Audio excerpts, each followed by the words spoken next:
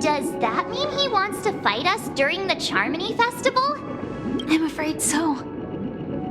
This is weird. Aren't Arc villains usually plotting some dirty conspiracy in the end? But he actually said something like, "In all fairness." Could it be that he's underestimating us? Well, in my opinion, Sunday is deeply committed to his own philosophy and genuinely wants to prove that the Order is right. I sensed a strong conviction and a desire for dominance in him. Maybe he won't accept the outcome unless he wins fair and square. That's why he'll give it his all in the upcoming battle.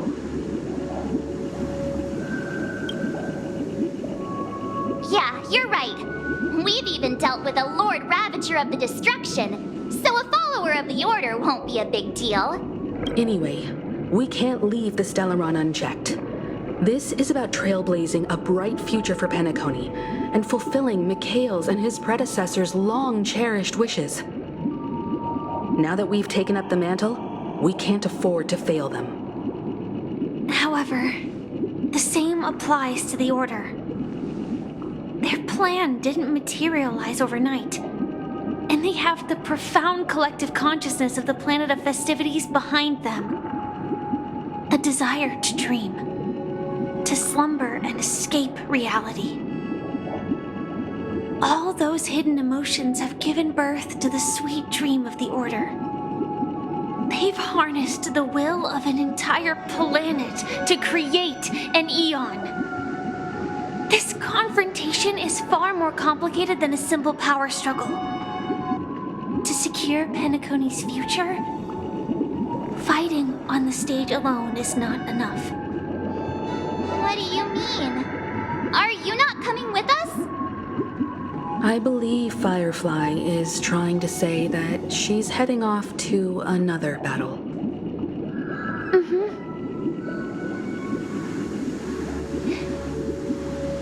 Before I left, the Destiny Slave told me that this journey would bring unforgettable rewards. Even though the script he gave me only had a few lines, I couldn't ignore them. Because one of the lines said, "I'll experience death 3 times in the land of the dreams." 3 times? This can't be serious, right?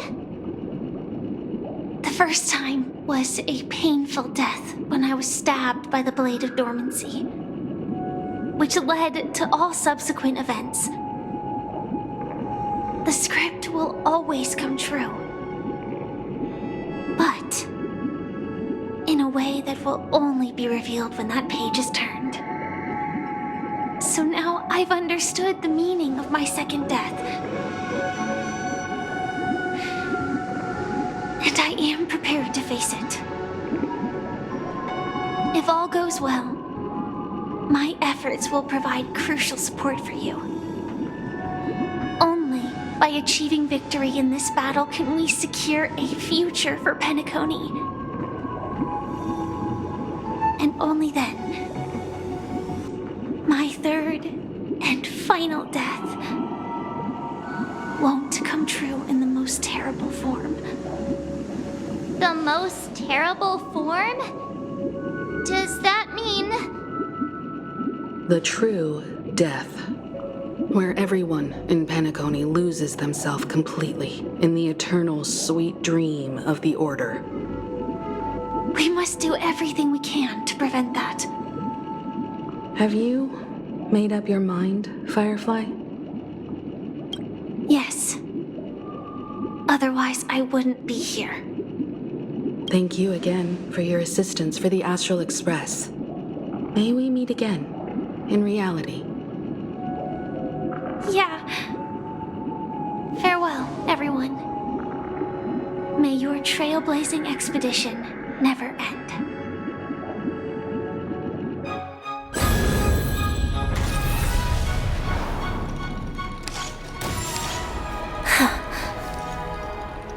I dreamed of a scorched earth. Everyone, are you ready? A new shoot sprouted from the earth. It bloomed in the morning sun and whispered to me. Like fireflies to a flame, life begets death.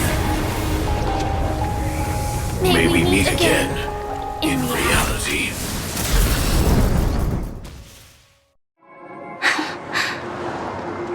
After today, Japella's name will disappear from cosmic history, and the Everflame Mansion will take its place. In the not-too-distant future, you'll receive an invitation. That's your next stop. Land of the dreams. Penacony.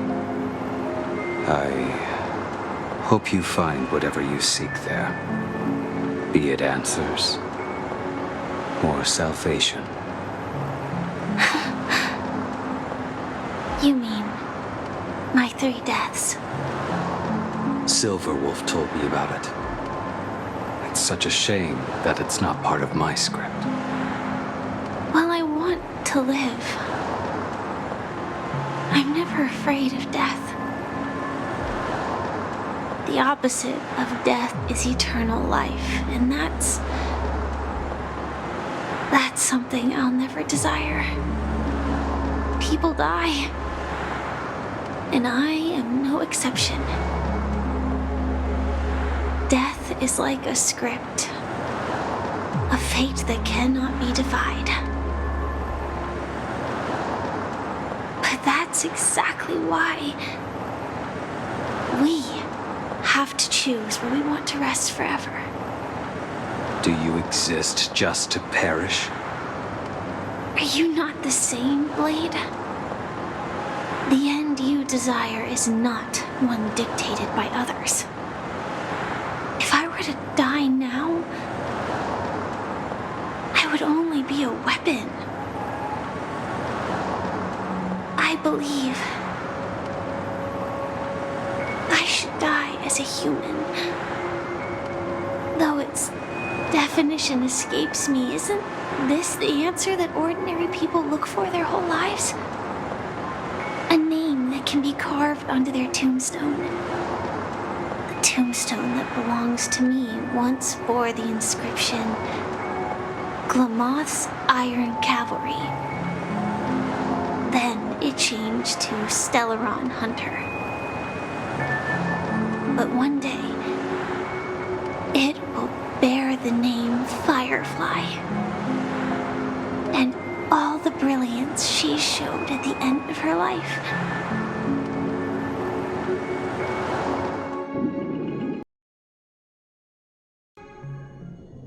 That's quite unexpected, old man. Who would have thought your crazy plan would actually work? Do all you nameless fools just act on a whim? I can sense that this false sweet dream is coming to an end. The nameless may be young, but they had the ability to achieve this goal. Just like you did in your time. It's a shame you won't be able to see it firsthand. Maybe I won't either. Once something fictional is seen through, it ceases to exist. Yeah, not just those nameless. Even Mr. Wings is just like you. Stubborn, won't listen or give up, no matter what.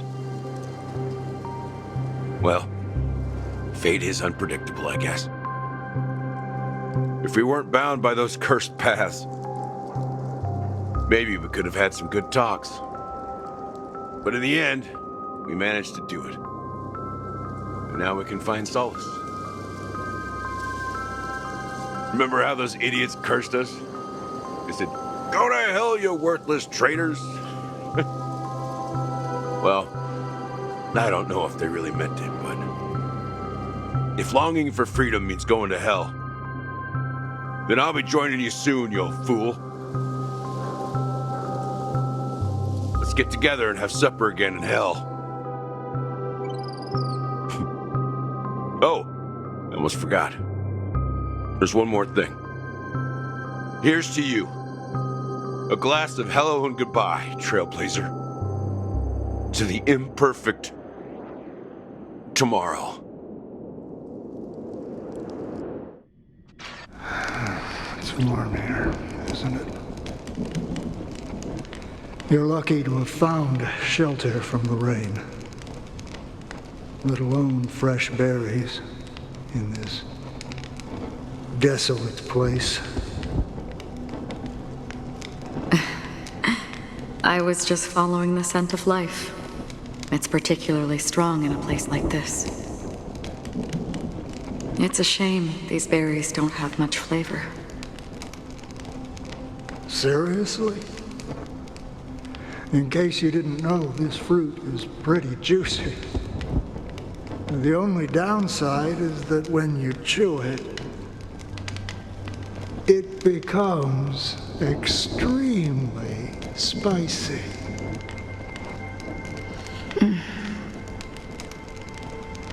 Have you lost your sense of taste? I can still taste certain things, like a faint sweetness.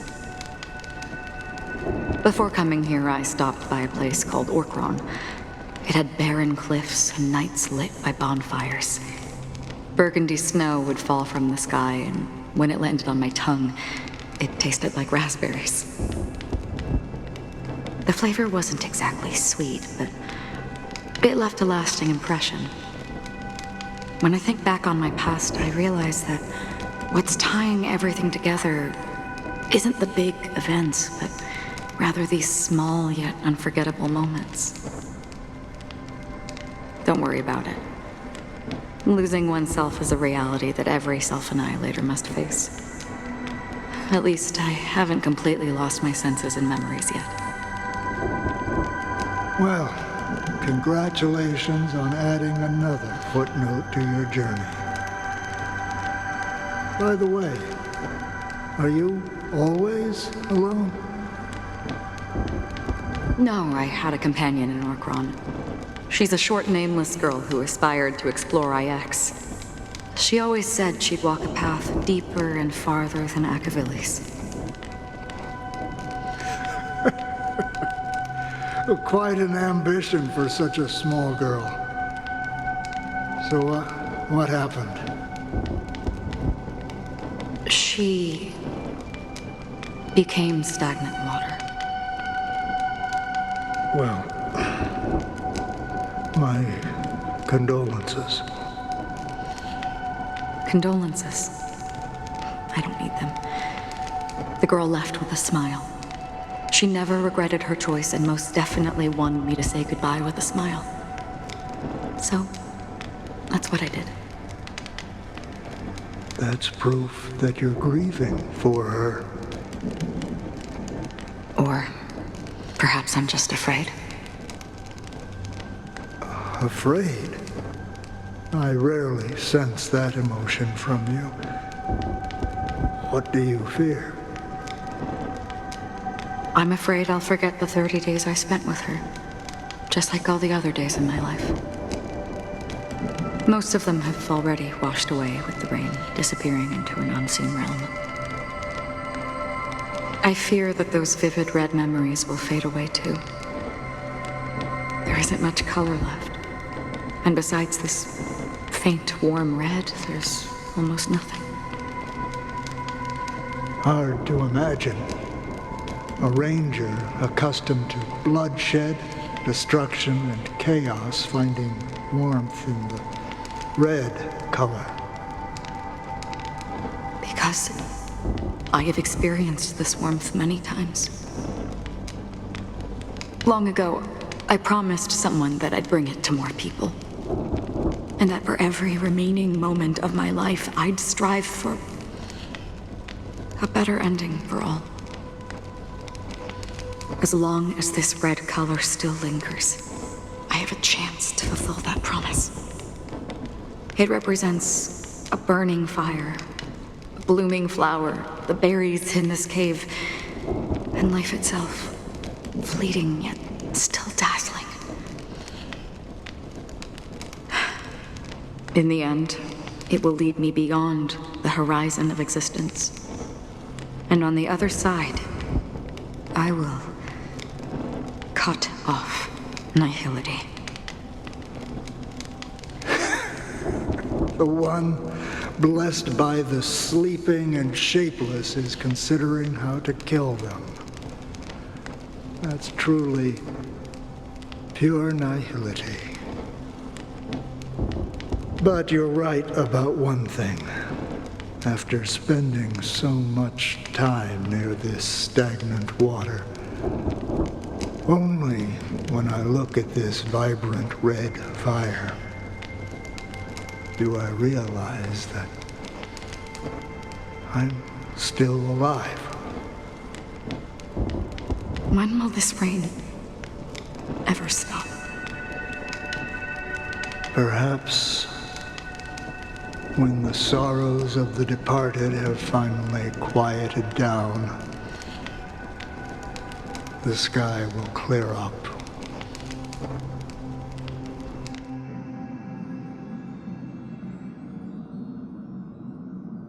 Have you heard of a planet named Biari Scamandros, Don Hung? It's one of the Paradise Kingdoms under the influence of the Harmony, a sought-after wonderland for the inhabitants of the Dardanu Major and Minor systems. Half an Amber Era ago, the family held an unprecedented festival there. And after that, everyone on the planet became part of the family. Do you think the same thing will happen on Penacony? Yes. Or how else can we explain it? The family deliberately used the Watchmaker's invitation to keep all the Pathstriders here, but banished the Emanator of the Nihility. I'm rarely affected by the power of other paths, but somehow I can unconsciously infiltrate them. Maybe that's the risk they're trying to avoid. I would disagree. Biari Scamandros is not part of the credit system or connected to the Silver Rail. It's nothing more than a remote civilization sheltered by the Harmony. But Penacony is different. If the family messes with Penacony, that would be like declaring war on almost half of the factions in the cosmos. They have no reason to do that. No, they don't. If they truly serve the Harmony, that is. What do you mean? The path in Penacony is impure. The Harmony here has impurities. Do you remember the Ancient Swarm disaster? Tazeront, the propagation, brought endless havoc to the universe, and it eventually evolved into a fierce battle among all eons. 2 paths lost their eons in that war, the propagation and the order. Coincidentally, their downfall is related to a certain eon. Shipe, the Harmony. Legend has it that they participated in the crusade against the Imperator Insectorum and devoured Anna the Order for unknown reasons. Holy forgaroni. So you're saying that the 2 leaderless paths are working behind the scenes? But I don't see any descendants of the propagation in Penacony. Could it be that the remnants of Beyond the Sky Choir are hiding within the family, trying to resurrect a fallen eon? I can't say for sure, but they're definitely planning something for the Charmony Festival. This is getting way too complicated. Is this why you want us to leave Astana right away? Are you giving up? The Charmony Festival will start soon. There's one thing that I need to confirm no matter what. A warp jump is the best way to do so. Time is running out. I have another plan.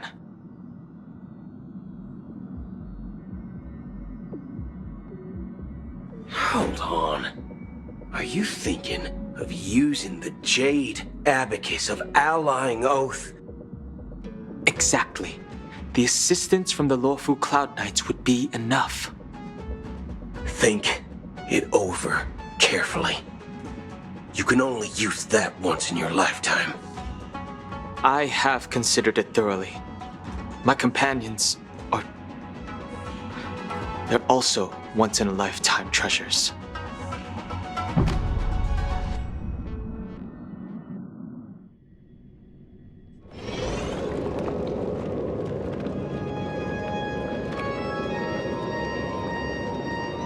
Are you the only one here, my child?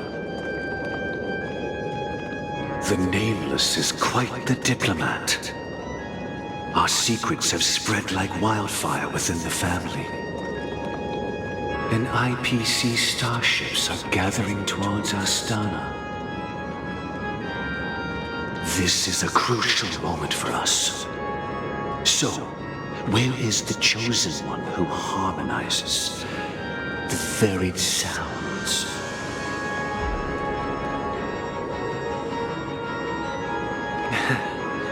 What do you mean, Master? I'm right here in front of you, aren't I?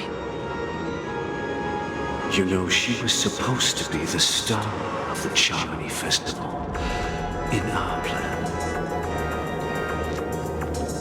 But the plan has changed. As her brother, I know she doesn't want to sing for the Order, so I'll take her place. You've always been wise beyond your years. I'm sure you understand the consequences of your choice. If you consider this a betrayal, well, there can't be two suns in the sky. I'll step up and take down the other sun if necessary. Do you believe in karma? If karma exists, then everyone has their own karma. You have yours, and I have mine. And my karma has nothing to do with you, Mr. Gopherwood.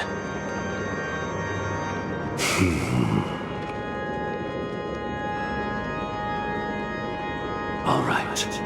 Since you're willing to sacrifice yourself for her, I'll grant your wish. Well, the compromise came sooner than expected. Why? You and your sister were born as twins of the Order. And one of you is destined to follow this path to the end.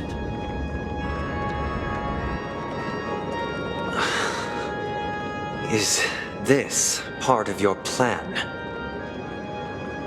Of course. You're still as clever as you were when you were a child. The opening is near. Go, my child. Seize the power of the harmony and reveal your karma. I have one final question, Master. Why did you choose to bring the Order to Penacony? Wouldn't it have been better to choose a desperate world instead of a city filled with hope and dreams? Why?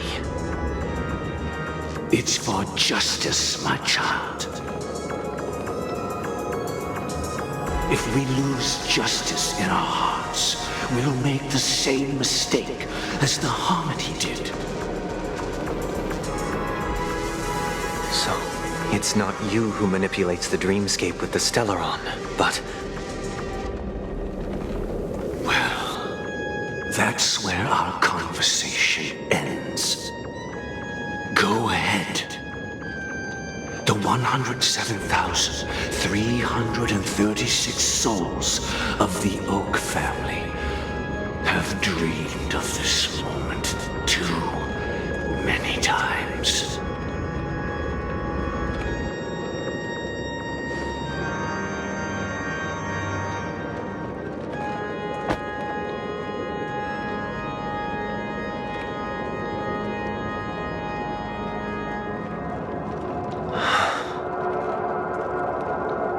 I shall ascend to the heavens, becoming the scorching sun.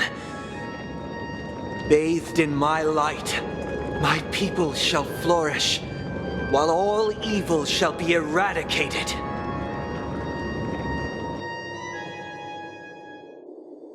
This is the interior of the Penacony Grand Theater.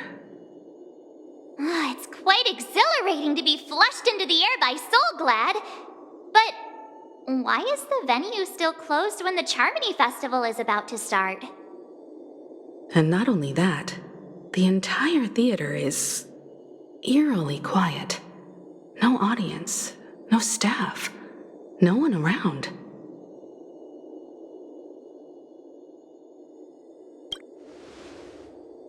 Yeah, I wonder how many tickets... Hey, that's not what we should be concerned about! Let's explore around. Be careful, everyone.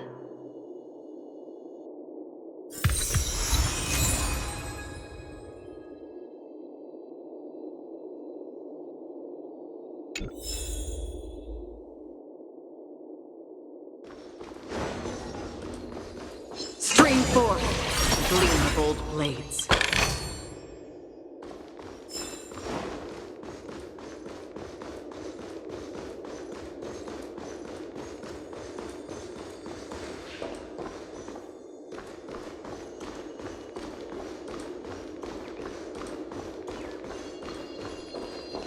Gosh, the atmosphere here is so creepy and unsettling. Even if there's no audience yet, there should be some staff around. Why is it so silent?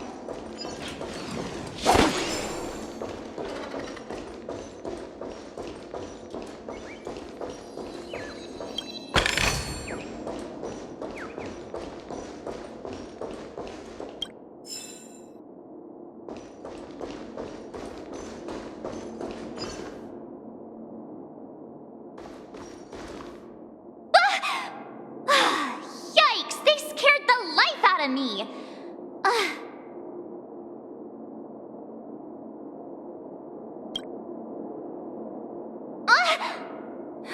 Stop it! Are these puppets part of the stage setup? Even so, it's so eerie that the entire front hall is empty.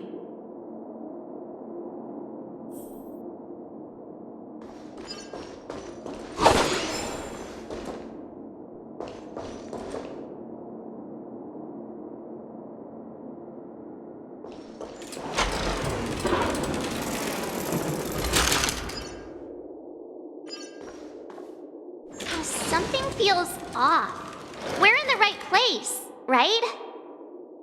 There's no other grand theater in the dreamscape. So Sunday's messing with us? He said we'd have a final showdown on the stage, but why is there no one here? My apologies for the delay, March 7th. You scared me! Where are you now? I'm waiting for you behind the curtain. Following the Asdana tradition, I invite you to enjoy a stage play in 3 acts before the festival begins. History is a mirror reflecting the universe's true essence.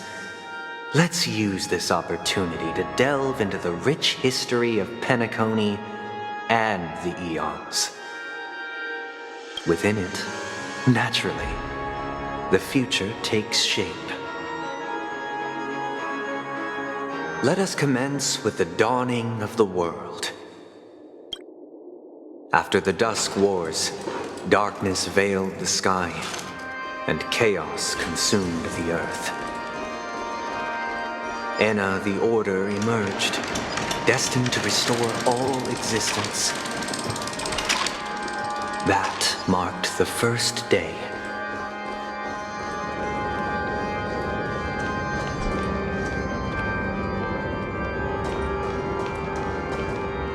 They gathered nebulae and forged them into picks, thus creating a grand lyre with black and white keys. Strike the white keys, and the sun rose. Strike the black keys, and the moon rose. And so, the cycle of day and night arose. That marked the second day.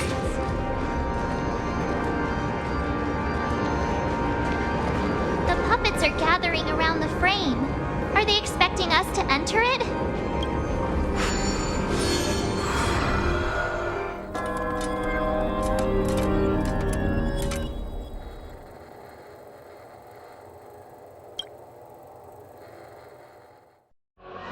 Where are we now? The atmosphere here looks similar to Sunday's inner world. Perhaps this so-called stage play is created with his abilities. This act is named Ode to Prisoner. Given the atmosphere here, I believe it's about Penacony's past. I thought things were finally looking up as I managed to dodge prison during my recent trailblazing expeditions. But now it looks like I'll be back behind bars again.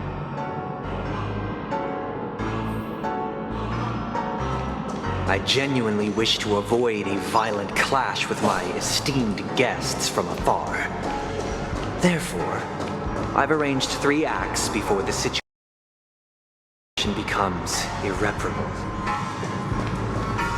Where shall we start our narrative? Well, let's start with the time when Penacony was still a frontier prison.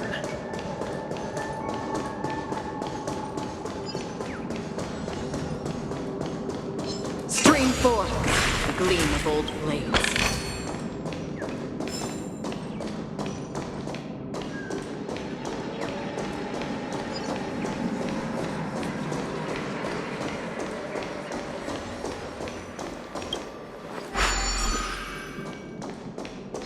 Stream forth, the gleam of old blades.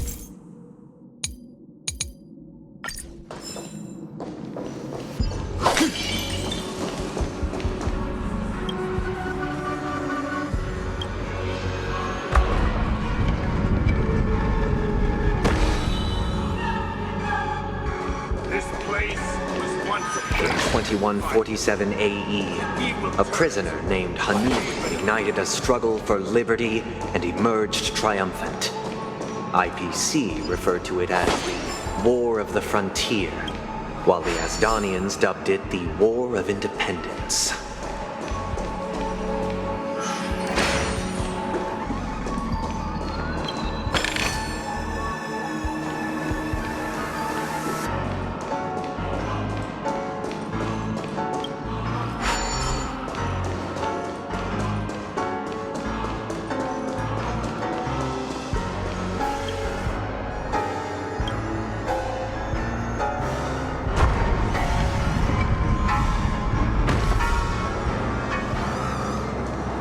We've shattered the cages and expelled. It's true that Hanunu was a legendary hero, but it must be acknowledged that while he bestowed freedom upon the prisoners, he didn't grant them true liberation.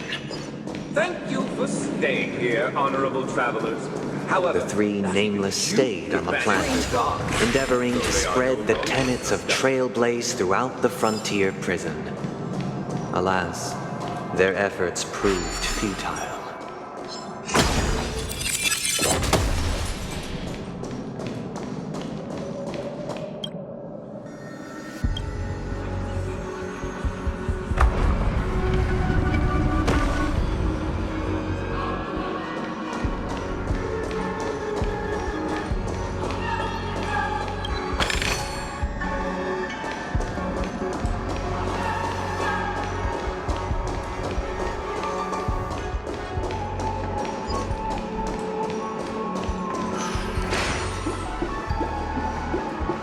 let's build another prison, not within the... Once again, Asdana was engulfed in war, this time the enemies originating from within.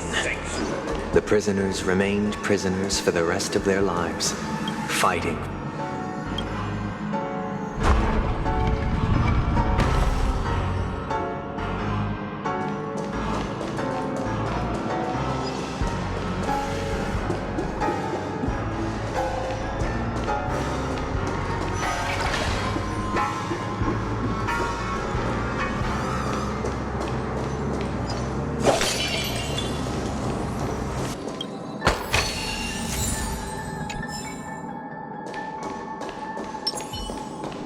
The moon shines on the truth.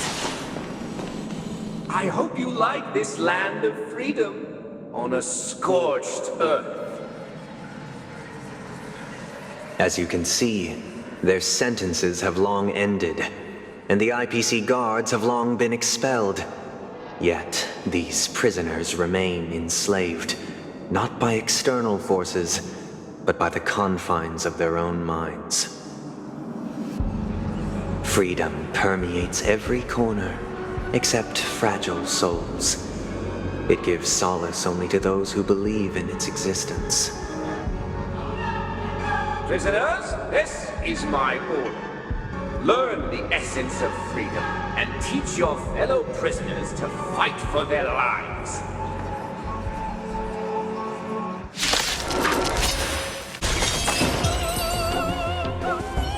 No one can restrain you anymore.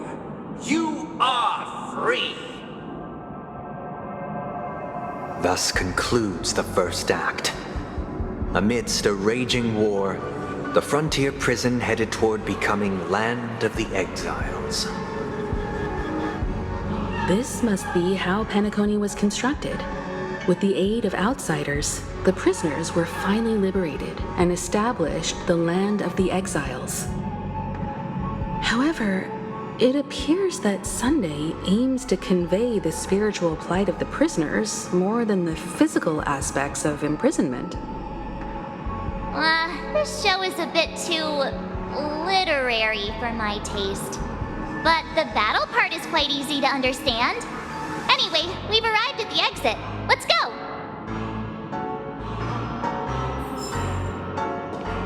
These puppets. Where are they guiding us this time? They transmuted streams of stars into inked nibs, creating symbols to be pronounced and counted. They molded stardust into flowing rivers, assigning the righteous upstream and the unjust downstream. Thus, all things were marked, and the world learned to discern between good and evil. That marked the third and fourth days.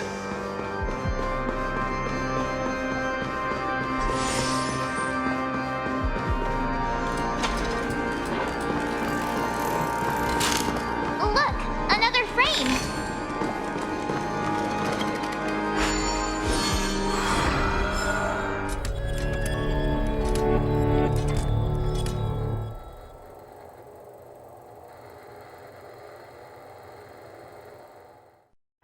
Ode to Fool. This must be the second act. The surroundings are different from before. The stage decorations look a bit tidier now. Behold the ensuing tale, a struggle for power. Penacony witnessed the ascent of the 7 major lineages: tree, grass, flower, beast, fruit, and insect.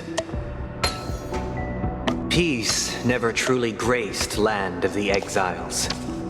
The history in this era is rich and intricate, so please allow me to present it in allegorical form.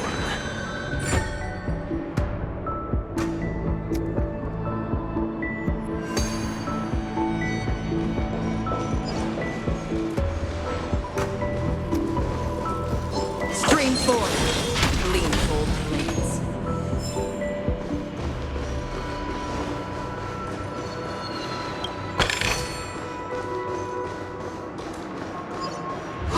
Child, you did not serve the old master. The leader of the Alfalfa family sought to defect to the IPC, trading freedom for survival.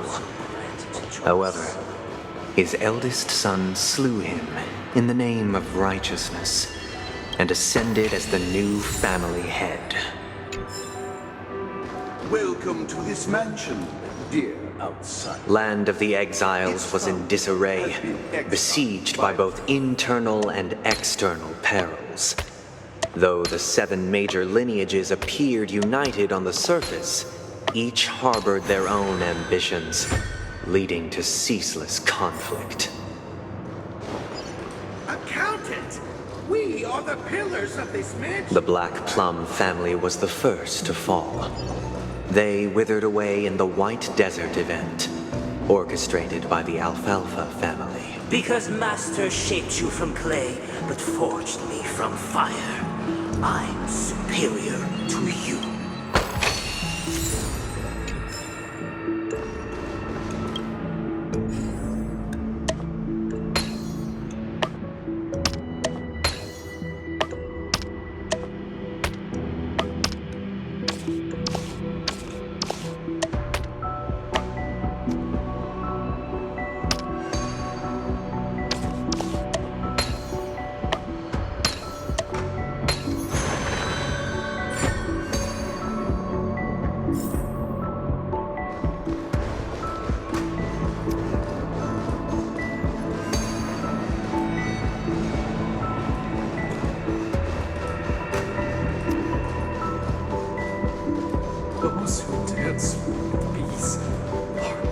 The Lamp Moth family endeavored to extend the silver rail left by the Express, only to be eradicated by the remnants of the Swarm, leaving nothing in the unforgiving cosmos.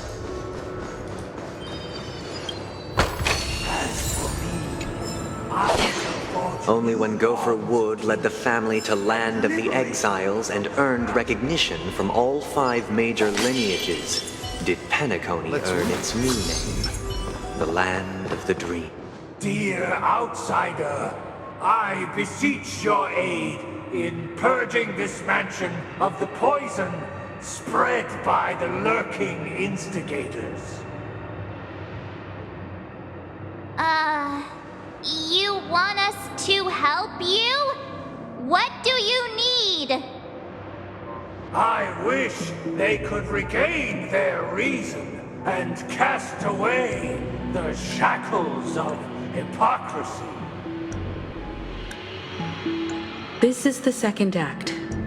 Looks like it's about Penacony's journey to becoming the Land of the Dreams, during which the family plays a crucial role.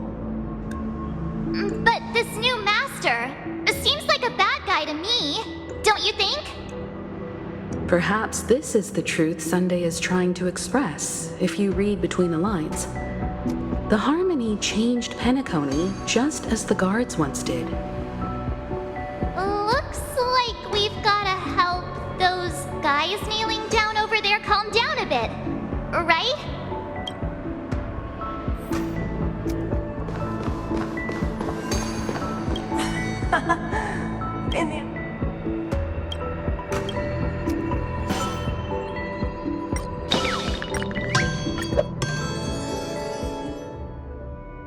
I shall sing for my new master, just as their noble voice once resonated throughout the cosmos.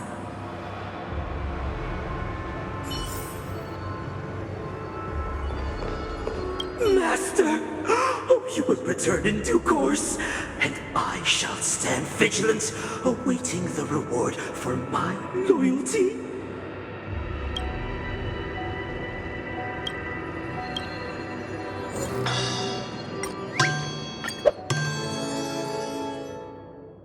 Master, now that you have gone, I shall wait no longer for my reward. I shall seize what is rightfully mine.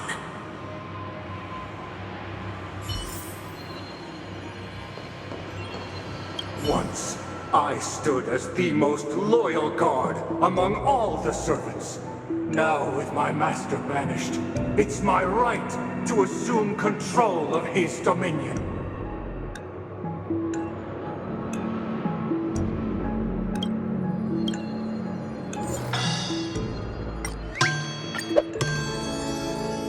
My former master has long departed, but why do I still fear the remnants of his creation?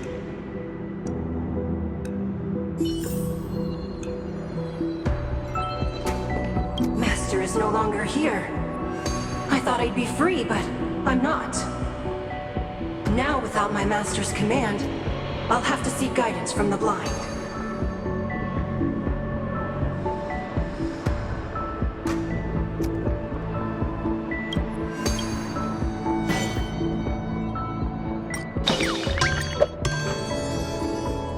Master is no longer here. I must seek a new master and serve them faithfully. The moon shines on the truth. Either I shall be my own master, or I shall return to my former master. I shall not submit to a new master under any circumstances.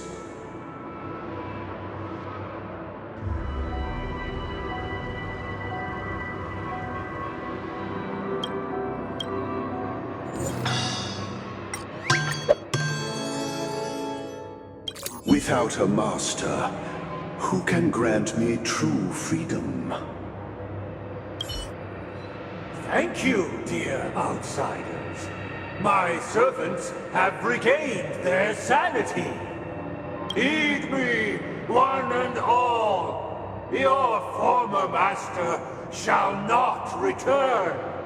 It is through righteousness and unwavering support for one another that we shall attain true perfection. Cast aside the veils of hypocrisy and embrace one another. Get ready. Looks like another fight is about to begin.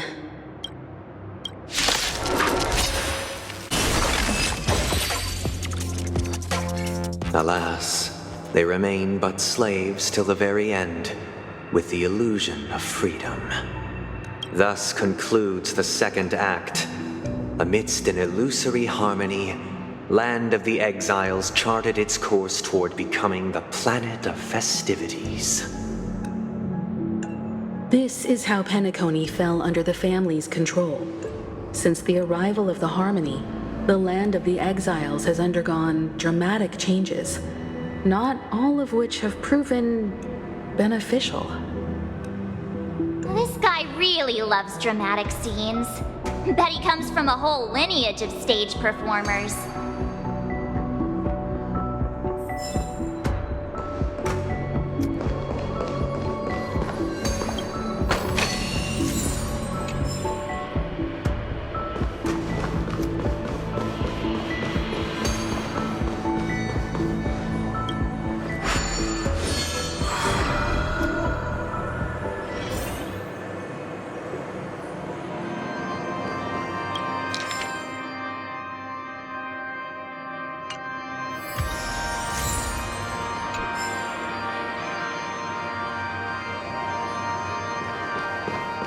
They used the planetary rings to establish the law, forging a code of conduct among the masses.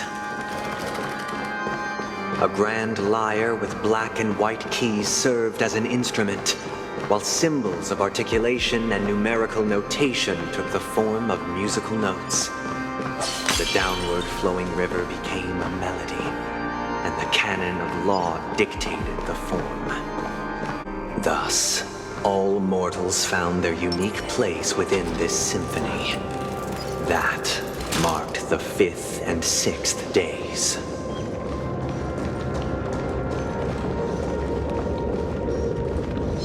Stream forth, the gleam of old blades.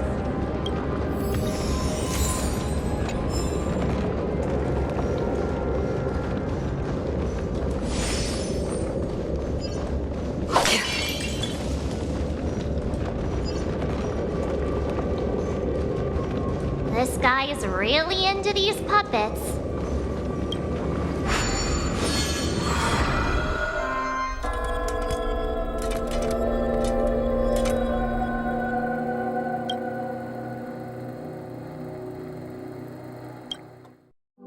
Oh, I get it now.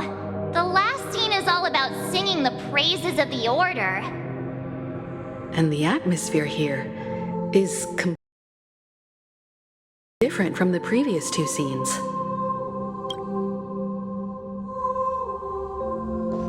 This is the concluding act of this play. I have showcased the past and present of Penacony, hoping that my desire for change resonates within you. And now, I shall reveal its future to you.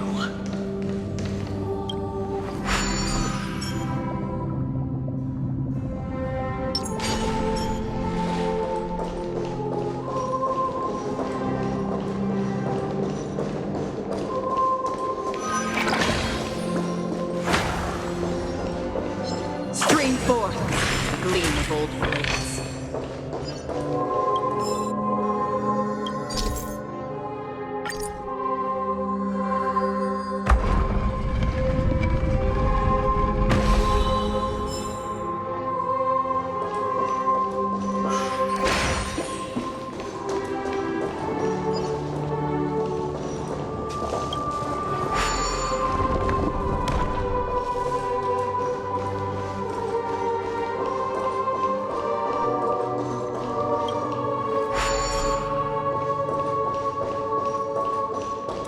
Without a king, who shall bear responsibility for the people? The people lack foresight. We will make choices on their behalf and bear the responsibility. Without a king, who shall protect the weak and stand We against shall the mighty? support one another, protect Stream forth, and standing against the mighty.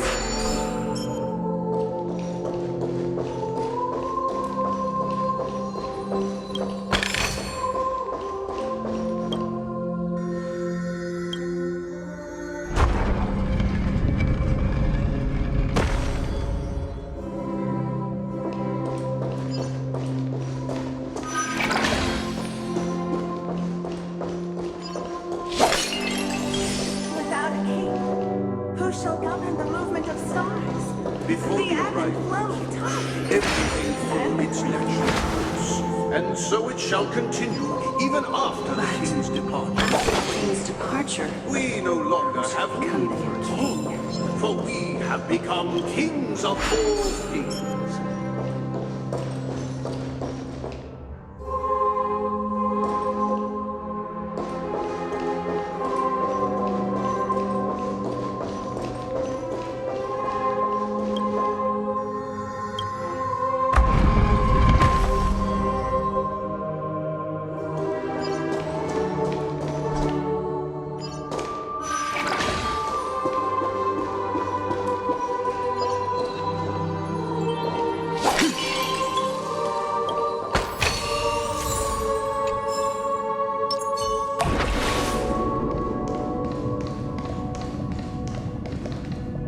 Hey, aren't we supposed to kick off a short story and have a fight here just like we did in the previous acts? Why aren't any of these puppets saying anything? Perhaps we'll need to complete the story ourselves, just like we did before. So, do you think their mind needs tinkering or something?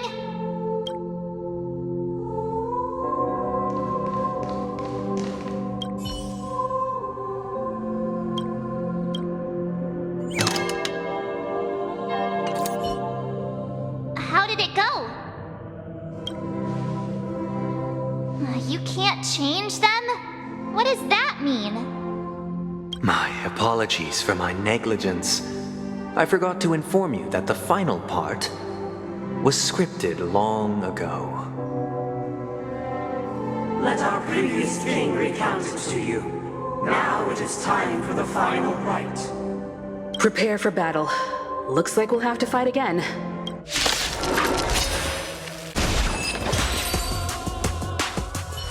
In the hushed expanse of a nocturnal reverie, I leave faint traces behind.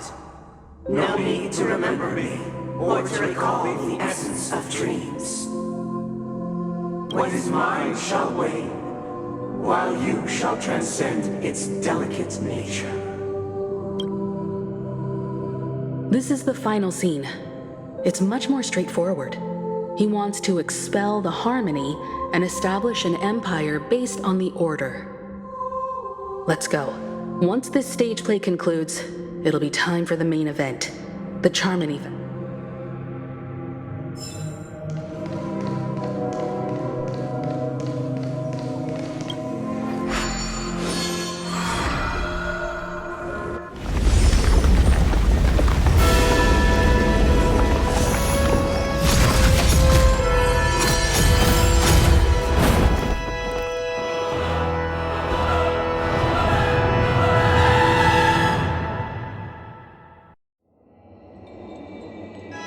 they imbued the world with meaning, perfecting all things in the heavens and on earth.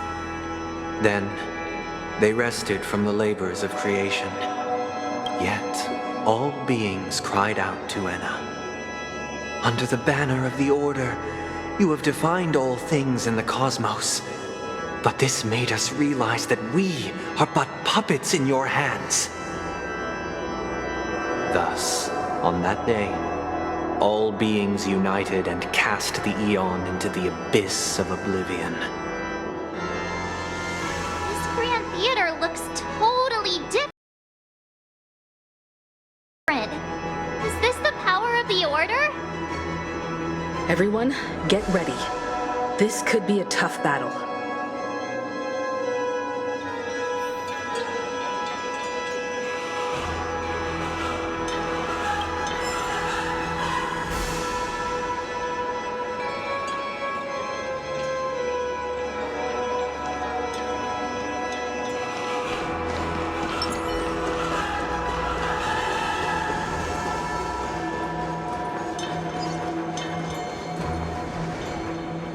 That marked the seventh day.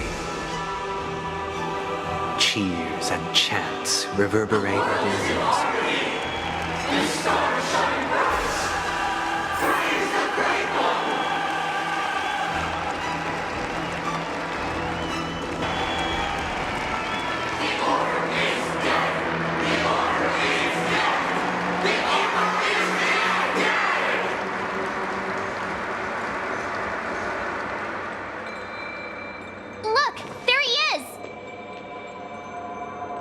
That concludes everything related to the Order. What are your reflections on this, my dear guests? Nevertheless, this is but a trivial blip in the annals of galactic history. What truly matters is the course this river shall take in the days to come. You've arrived at the perfect moment. The Charmony Festival is about to commence, and it would be a shame if you were absent for the Harmony's prologue. Allow me to extend my warmest welcome once more. Welcome to Penacony Theater, the very core of the Sweet Dream, the abode of the Stellaron, the grand stage of the Charmony Festival, and the very place where the future of Penacony shall be determined through conflict.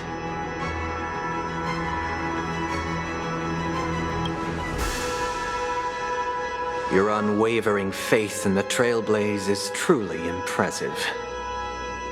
True goodness can only be achieved through faith. Allow me to point out that falling into a permanent slumber is not happiness, especially when those people are driven by someone else's will in their sleep. Do you still believe that the Order only seeks to control the universe as their puppet, Himiko? No matter how perfect your vision of paradise may be, a cage remains a cage. People will never achieve true happiness in a world like that. They would just be toys for the Eon. It seems you have misunderstood my intentions. Allow me to clarify. My desire is not to resurrect a fallen Eon, or become one myself. My sole objective is to create a paradise free from Eons, where the Order ensures the dignity and happiness of all humanity. A paradise exclusive to us human beings. That's not the case. If people are to live with dignity, there must be nothing and no one above them. In your so-called paradise, you would be the one reigning supreme. Looks like we won't be able to convince each other. Now that our conflict has been destined, let's unveil our paths and reveal to the universe the true path. However, before the prelude to the future begins, please take a moment to ponder the questions I've posed. Is darkness equal to daylight? Are sinners equal to the righteous? If you are born weak, which god should you turn to for solace?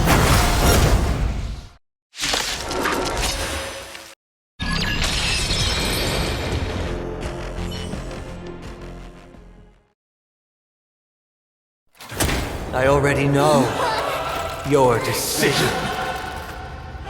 I now permit you to gaze into the sun. On these 107,336 stones, the almighty and powerful springs of harmony are at my disposal! Supreme Tuner! Harmonious Choir! Dominicus!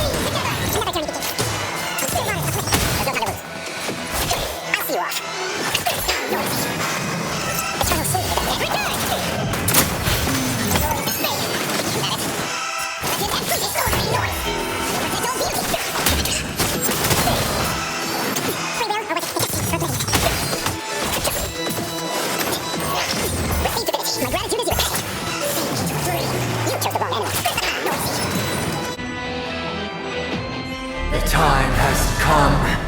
Creation will be reborn from the remains of the gods. Dan Heng?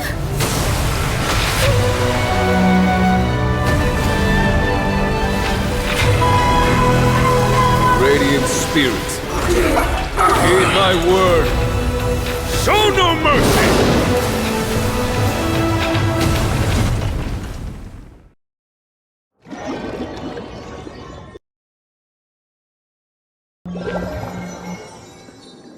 Wake up! Wake up! Hey, wake up!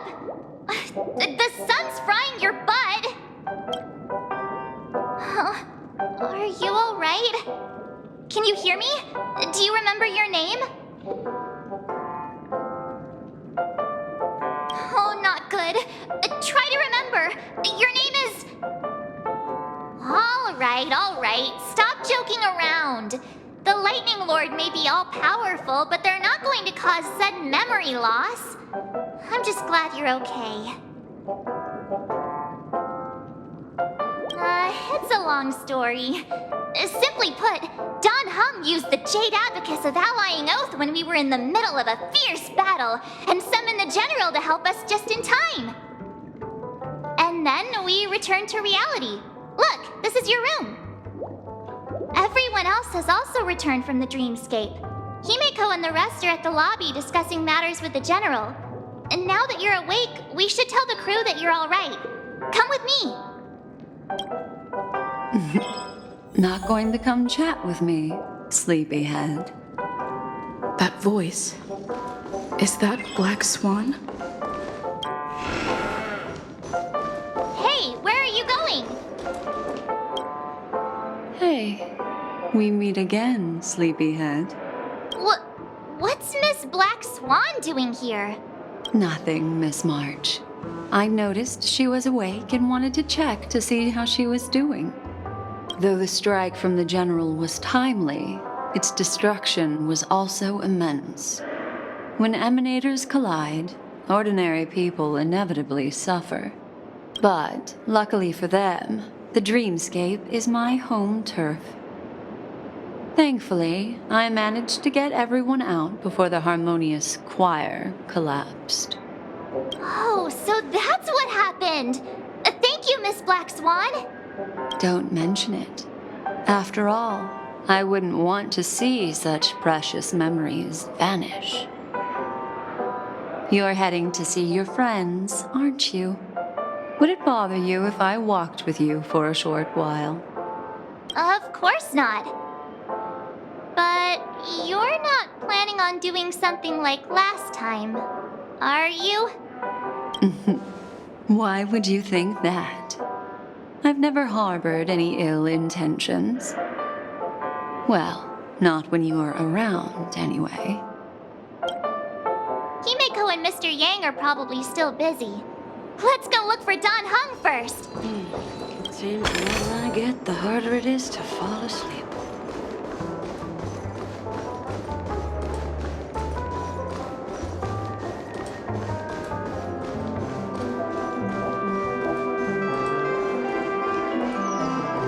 Look, he's still talking to that cowboy. You're awake. How do you feel? Well, fork me. You must be that Stellaron they were talking about. I didn't mention anything to him. Partner, you got it all wrong. I heard it straight from the memo keeper. Allow me to introduce him to you. This is Boot Hill, a Galaxy Ranger. During our pursuit of a certain person, we crossed paths and just so happened to uncover a shocking plot being concocted by Mr. Sunday. Which is why we sought you out, to help the Astral Express save the world together. No need for thanks. The Galaxy Ranger's principle is correct every injustice one sees. That's how you lot in the Cienjo put it, right, Don Hung? More or less. Wait, hold on a sec. This is the first time I'm hearing about this certain person. Who are you chasing? And why would that lead you to the Express? Good question. It's, who was it again? Don Hung. Do you remember? No, that ain't it. I just can't seem to recall. Weird. My neurochip hasn't registered any malfunctions. I can't seem to remember either. What's going on? Vic, forget about it. If it slipped all our minds, reckon that person was just a minor scoundrel. Unimportant. Ain't gonna stop us from piecing together the story anyhow. Yes, when the dust settles, I'll just think of a way to recall it in the memory zone. Everyone, let's hurry up and look for Miss Himiko, shall we? She's now a minor star on Penacony, and the entire hotel's concerned about her well-being. You're right. Let's head to the lobby then.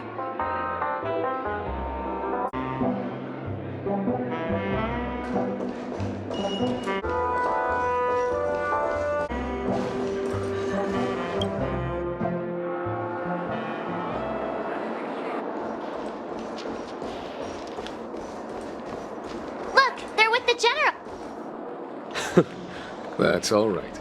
In these times of conflict for the sake of utmost safety, it is only right that the Alliance steps forward to mediate on behalf of the Astral Express. We must not allow you to take unnecessary risks. Furthermore, despite the IPC's eagerness for success, it prioritizes peace above all. And the family, trapped though it may be, professes a desire for harmony. The Alliance has always won people over with reason.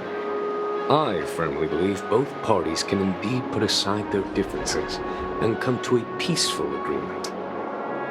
The General possesses a deep understanding of the greater good. With the Cienjo Alliance mediating, peace for Penacony is within reach. You flatter me, but ultimately it's been all down to the Express. Without your efforts, this sweet dream paradise would have been claimed by the last remnants of order before there was even a shot at peace. Well, would you look at that? Here comes the big hero.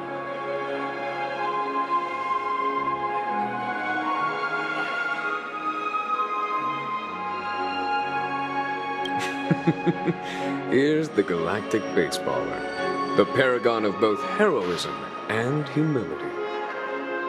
Are you okay? I heard you couldn't wake up. Are you feeling unwell? Don't worry, Mr. Yang. There's nothing wrong with her. She practically burned through a lifetime's worth of jokes on the way here. What about you, Mr. Yang? I heard that even Miss Robin wasn't spared. And that guy locked you both up. It's a long story. But at least Mr. Sunday took it easy on us. He used an ability called tuning to connect our consciousnesses with his. In other words, he imprisoned us within his consciousness. Thanks to General Jing Yuan's destruction of the Harmonious Choir, we were able to escape. He used that tuning on us too. Does that mean that we were almost imprisoned as well? I can confidently say now, he was truly after a fair fight with us. Had he wanted, he could have easily taken us down, without so much as lifting a finger. Speaking of the Oak family head, where is he now? It's complicated, but in a nutshell, he's now the former Oak family head. The IPC has named him the key figure in the family's Penacony split, citing a threat to cosmic peace. He must represent the family and answer for the unrest caused. His trial is set to take place at Pier Point. The family quickly labeled him and the remnants of the Order as enemies, declaring the turmoil an internal rebellion. This move effectively barred the IPC from intervening in family affairs on both moral and rational grounds. Everyone really has their own agenda, after all. Then, what's going to happen to Miss Robin? She and Sunday won't be able to deny their involvement in the Charmony Festival. They're siblings, after all. Why the sigh, General? I can only say that this incident is an unexpected mess for the girl. The Alliance will try to persuade the family to consider this matter carefully during mediation. It's time, everyone. The IPC's key members and I have agreed to consult one another before the upcoming negotiation. Do any of you wish to sit in? Given the General's invitation and the matter's significance to the universe, the crew will naturally accept. However, if the IPC has any reservations... Why, of course you're welcome. They've mentioned that your team is a trusted ally of the IPC in Penacony, so there's no reason not to welcome you. Besides, if there can be reliable observers from the Astral Express present, discussions will go more smoothly. So, what do you all think? Well then, we shall oblige. I'm kind of allergic to those types of situations. I think I'll just head back to my room and start packing. Not to worry. Himiko and I will take care of things. I'm afraid I'll also have to return to the express first. The conductor is worried about us. It's best I go and explain the situation. Thank you. What about you? Will you join Welt and me? Or have you got other plans?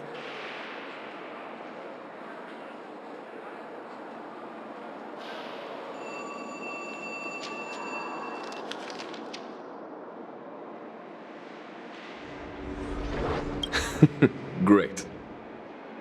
Although I'm not too sure of the reason, the representatives from the IPC have insisted on her presence. Allow me to lead the way. Follow me, please. The negotiation will commence at the hotel lobby. Everyone, please follow me.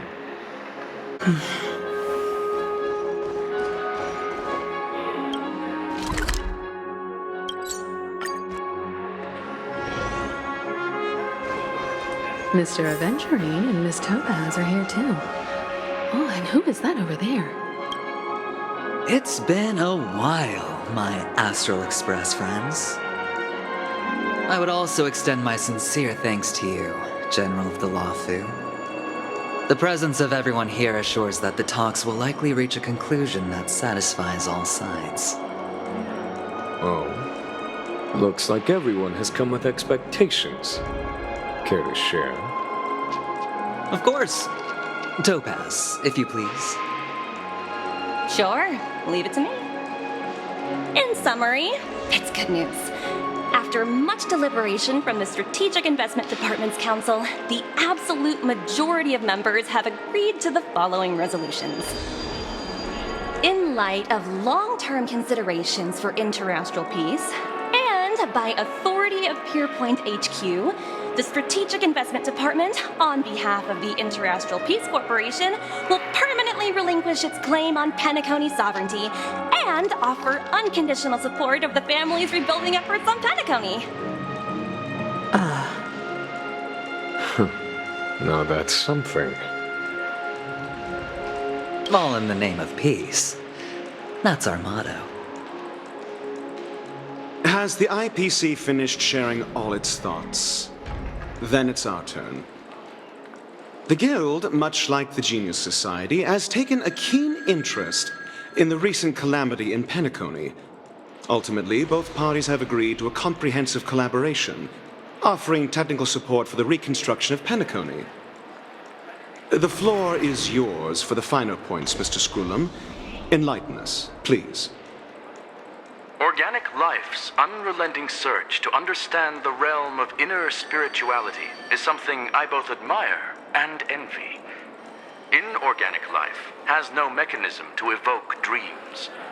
But when my mechanical impulses are activated, my inspiration circuits will start to operate, and I will enter a state defined as imagination.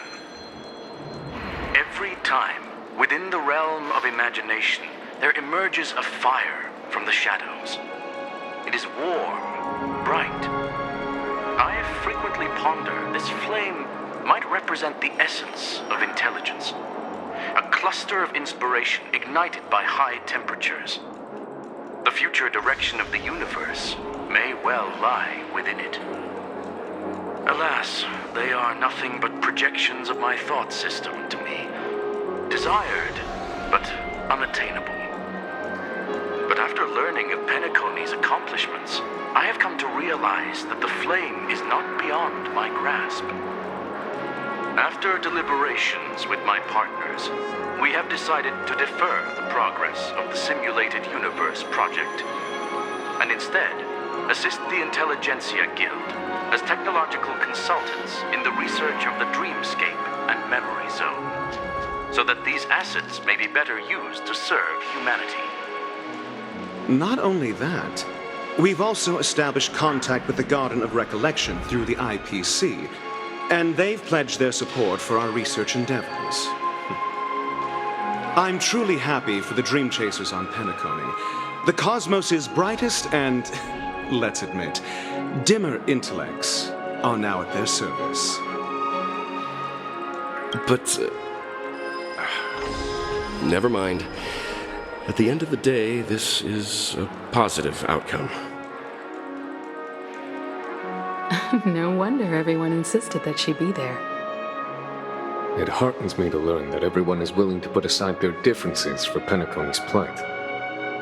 I trust that everyone will surely reach consensus in the upcoming negotiations. Looks like Penacony's future is decided. I'm wondering, is there anything else the crew is concerned about? Peace is our greatest wish. Beyond that, we desire nothing else. Well, that's good. Now that everyone's minds are at ease, I shall take my leave. You may now depart with peace of mind. The Alliance will deal with all subsequent procedures. If that's the case, it appears that we have nothing else to worry about on Penacony. Looks like it's time for us to embark on a new voyage. Sounds good to me. You two head back to the Express first. I'll pick up March and deal with the checkout procedure. Oh, also, Miss Black Swan, you have a matter to discuss with me, yes? Nothing escapes your attention, Miss Navigator. You've been with us this whole time, huh? In any case, she and I will be waiting for you in March on the Express. Let's go. Our time on Penacony has come to a fruitful end. Penacony's journey ends here.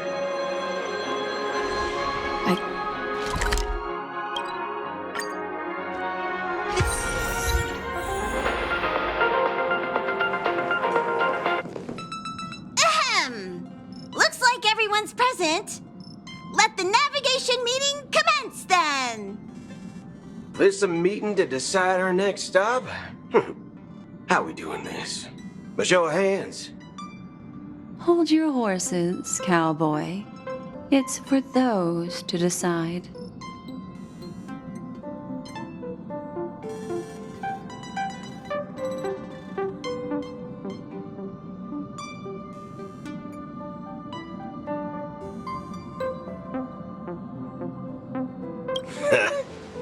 I'm just catching a lift.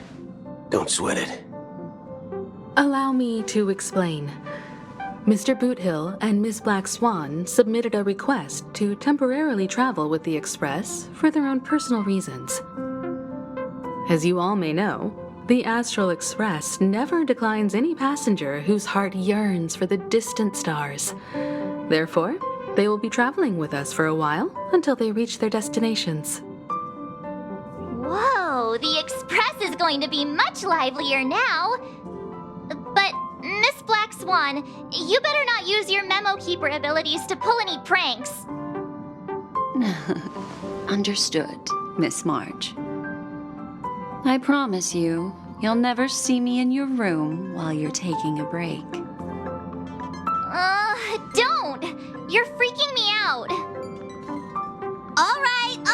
Now that everyone's met everyone, we can continue our navigation meeting.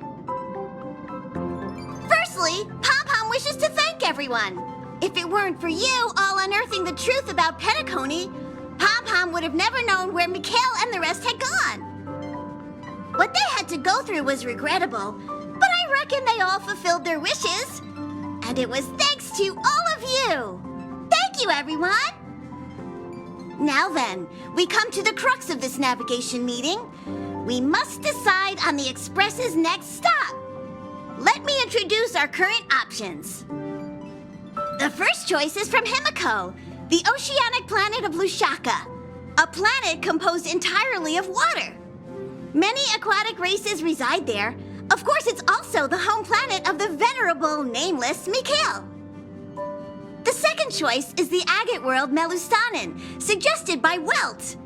It's famed as one of the initial sites of the Stellaron disaster, and the place where the beauty Idrilla ascended. Today, it's celebrated as a planet of undying allure. The third choice is Edostar, a planet nestled within a vast ion storm region, currently under assault by the Antimatter Legion.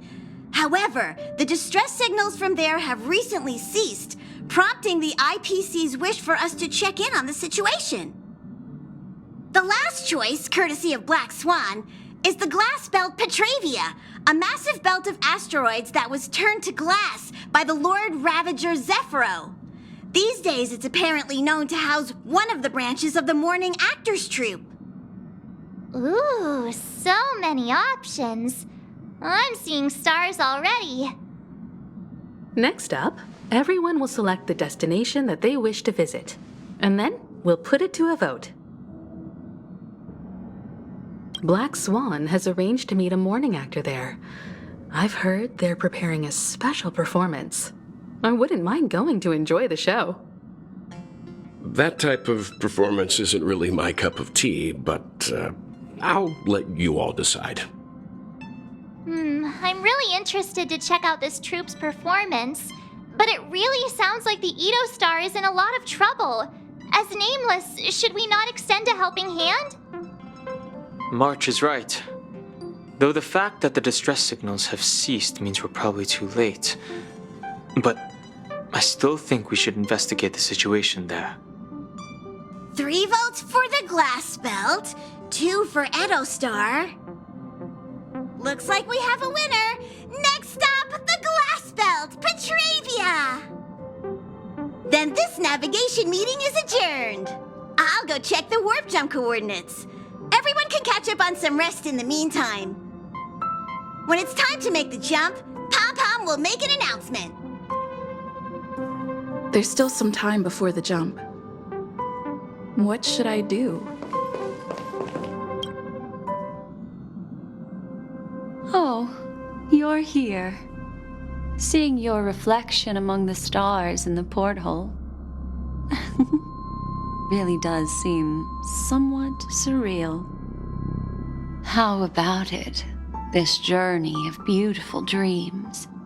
Was it to your liking?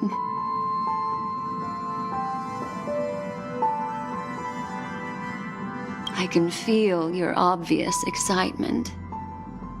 That means your memories will also become even more beautiful. So, how about you hand that small parting gift back to me? I'm quite eager to have it back.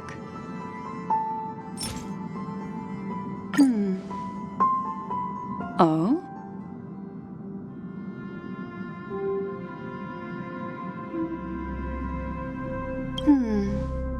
Never mind. I just stumbled upon a particularly fascinating spot in your memory. Before I explain, I would like to apologize to you. This farewell gift I gave you isn't really a compass from the memory zone, but merely an empty light cone. Remember when we entered the hotel in the dreamscape for the first time, and I procured a few trinkets from your companions? Their functions are similar. This way, I can always be attuned to your location, ready to assist immediately if you encounter any threats. But this is not its most intrinsic function. Light cones are slices of light used to encapsulate solidified phenomena. This empty light cone is the same. It can etch your memories in their most vivid form, and then allow me to admire and manipulate them, turning them into unique mementos. All the world is born from the power of mind and soul, and that power is memory. To prevent ourselves from being forgotten by the world, we must make the world remember us, or use our memories to recreate it. Life, seemingly vast, offers but a scant collection of impactful memories. Some joyful, some sorrowful, some light, some heavy. But you are different. Memory is a reflection of the future. Within that reflection, I see your unparalleled worth. You have the power to craft memories that can captivate the world. your memory can illuminate the universe's future path. And that memory will be as scintillating as the star clusters you see in this porthole.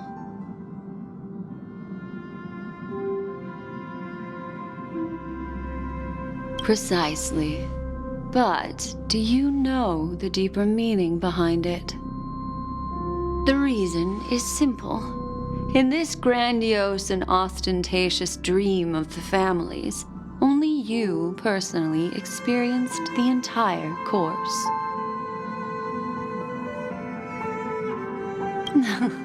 Patience, my friend. I will reveal the answer to you, but that time is not now. Turn around and take a look at your friends. Every one of them is reveling at the arrival of their next destination, all filled with hopes and expectations of their own present and future. Revealing everything at this moment would be a bit of a buzzkill, wouldn't it? I'm looking for an opportune time, a time when you're totally at ease. Perhaps when the night grows hazy and you're about to drift off would be the most opportune. How about one fine night? I will prepare the candles, aromatics, and even a cushy couch to create a cozy dreamland for you. And then I will tell you the answer in the form of a little bedtime story to lull you to sleep. Hi! Hello! Attention all passengers! The express is about to make the jump. Please be seated and hold on! It looks like we're finally about to set off. There are countless gleaming memories out there waiting for us. Why don't we just leave it at that for now? That's right. As a small token of compensation for playing that little trick on you with the empty light cone, I will gift you with some words. They hold great significance to me. Life is akin to a winding labyrinth where memories serve as our sole companions. You'll remember these words dearly, won't you? In the year 2158 of the Amber Era, the first year of the new epoch, the universe resumed its intended trajectory. The kindling of conspiracy smoldered in Penacony, the land of the dreams. Failing to erupt into a blaze, it instead flickered briefly on Klapoth's anvil, before vanishing in the blink of an eye. The dead and those fated to die remain in their eternal slumber, while the living find solace in deep sleep. All clamored in a cacophony of silence, and then went about their own ways.